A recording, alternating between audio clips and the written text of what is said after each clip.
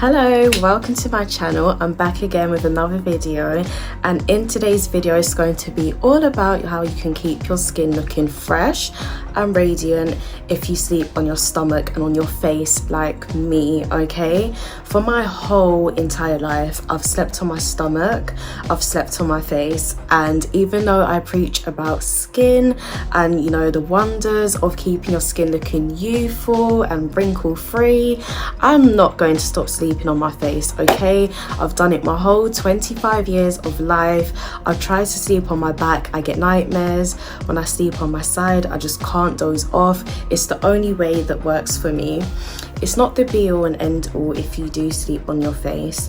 If you get not enough night's sleep, that can actually do a lot more damage to your body than just having a few wrinkles will ever cause. So we're going to delve deep into that into this video, so stay tuned. If you are new to my channel, do subscribe. It will be nice to have you a part of my little growing family. If you're a returning subscriber, hello, thanks for tuning back in and supporting your girl. Let's get into this video. Okay, so if you've never been to my channel before, I'm Miss T Lindo. I also go by the Skin Connoisseur UK. I'll add my tags down here, so follow me on Instagram and all my socials. I am a skin and facial massage therapist from London. I'm also a student nurse. I'm also a qualified advanced aesthetic practitioner. However, I'm not practicing at the moment, so whilst I'm studying, I've decided to devote most of my time by basically doing YouTube videos and releasing social media content on how you can basically maintain your skin, treatments that are out there, and all that good stuff linked to dermatology and aesthetics, because that's what I'm really passionate about. Once my course finishes, then I may start practicing depending on how things go. But yeah, just being transparent with you guys, I'm not currently practicing, but I know quite a bit in the field. Okay, so yeah, that's who I am. So according to a recent YouGov study, 8% of Britons sleep on their stomach. The Sleep Foundation also says that less than 10% of people sleep on their stomach. So it's not a great proportion of people, but there's still people out there that do it. Okay, sleeping on your stomach is often something that I guess would have been done for years. Like, your sleeping habit is your personalized sleeping style. That's obviously how you get the most rest, how you probably doze off quicker, and what keeps you asleep. With me, I think I used to sleep on my side, and then I developed to sleeping on my stomach, which is basically in turn sleeping on your face, as your face is literally squished in the pillow. In addition to this, lots of research also suggests that if you do sleep with your face in the pillow, this can cause neck pain, shoulder pain and back pain, which is of course really bad for your posture, the way you may walk, and also just give you long-term aches and pains that can be really difficult to deal with. When you have aches and pains, of course, it's often feasible for someone to turn to something like analgesia, which is fine to take short term. But if you have extensive neck, shoulder and back pain from sleeping with your face in the pillow, then that can be a bad thing. Analgesia isn't really something that you will want to be taking long term due to the side effects. Everything has side effects, of course, but do pay attention to your analgesia when you read the leaflets in the packets, because it's not really something you want to be taking forever. Of course, as well as having aches and pains, it can also cause asymmetry within your face. So in our bodies, one half of us is not entirely the same as the other half of us, as some of you may have realized with like your hand size and your feet size. However, when you do sleep with your face in a pillow, it exacerbates this further.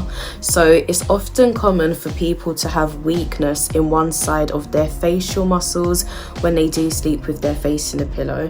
So one side tends to look slightly higher than the other side. So that's something you do need to be careful of if you are a stomach sleeper, sleep with your face in the pillow. This is not the be all and end all. Of course, it is purely cosmetic. If you do feel that you suffer with this, there are of course many treatments that can help you to deal with this. There's fillers that are out there. So I've got a whole video on fillers, but fillers are a component that's often made up of hyaluronic acid. By putting this into like the cheekbones, for example, it can create a subtle lift to the face depending on how much milliliters you opt for, and by having this lift created, this can help to make the face look more proportionate. So it's not the complete be all end all if you sleep with your face in the pillow. This can be a good short-term solution for that. Bear in mind, fillers often do last between 6 to 12 months depending on what filler you use, the viscosity of the filler, and many other factors. So this is something that you will have to be repeating over a slightly longer period of time. Also with fillers as well, if you are sleeping with your face in the pillow, say you have your filler done today and then you go to sleep and your face, you know, is immediately what you're going to lean on, basically, the filler will break down quicker. So you may have to book your next appointment much quicker, or it can in turn completely ruin your results if from the first night you are sleeping on that side, okay? So do bear this in mind, do your research and look into it if you feel that it is something that could be for you. Of course, as well, we have Botox. So Botox is a muscle relaxant which can be used to also create subtle lift within the face. So by using Botox, for example, around the frown lines, or also around the eyes as well, if you want a particular lift, Botox can do that. So if my face is basically pulling downwards because of the way I sleep with my face in the pillow, by having Botox applied to these upper areas on the face, it will create lift and also lift the area that appears to have been wasting away, basically, from sleeping on the face. So this is a really good alternative, and unlike filler, this is going directly into the muscle, which means that after a couple of hours of having the procedure done, you can sleep on that side of your face the same night and it won't cause much of a difference. With filler, I believe it's around 6 months or so that it can last for. Do double check depending on the brand you're going to, the practitioner you're going to, etc. So as you can imagine, combining this Botox and filler can cause, you know, a really desirable result if you do have extensive asymmetry to the face. So do look into that as well. If you sleep with your face in the pillow, it's really good to get yourself a silk pillowcase, okay? I got this from Lily Silk a few years ago, or last year. I believe the case was around £20. This is 100% silk, quite high quality grade silk as well. And I sleep on that basically every night.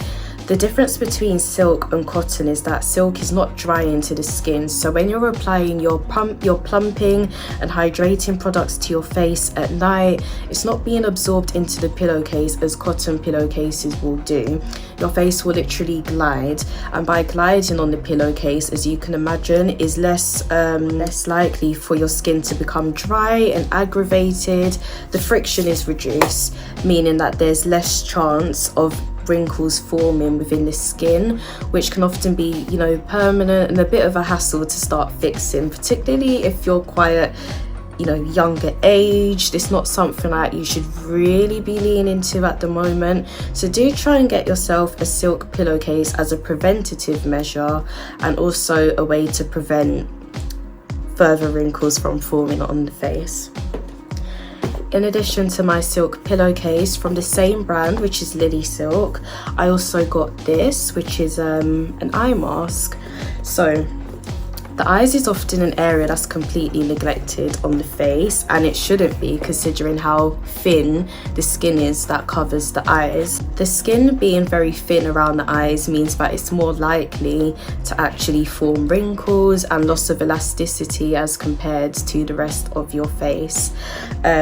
Wrinkles around the eyes as well. You know, we don't often wear sunglasses, so that's a big factor, which means the skin can become more prone to UVA, UVB damage, so it's important to put, you know, a bit of sunscreen around your eyes as well, and just take care of the skin around your eyes. You don't want to rub it too much and then sort of crease the skin too much. Just sort of take care of it, and, you know, just make sure that it's being properly looked after, really. So in addition to that, I've got my Lily Silk eye mask. So this is one of them. It came with two, so I had black and pink, and like the pillowcase, this is 100% silk. So this is what I wear every night before bed as well. With your silk items as well, it's important to put it on a special wash. Put it on a silk wash if you have that. So, because, you know, it's really delicate. The fibres are really easy to be ruined. And after spending, you know, your money on good silk products, you don't want to ruin it. But yeah, so I put this on basically every night before bed, and being silk, like the pillowcase, it's not exacerbating like the skin and maneuvering it too much for it to form wrinkles. It's protecting my eyes, and it also creates a light pressure on your eyes as well, which helps you to get to sleep quicker. So that's something to bear in mind. Yeah, they just combine really well together, the eye mask and the pillowcase. It's sort of protecting your skin all round if you do sleep on your face and you just can't avoid it.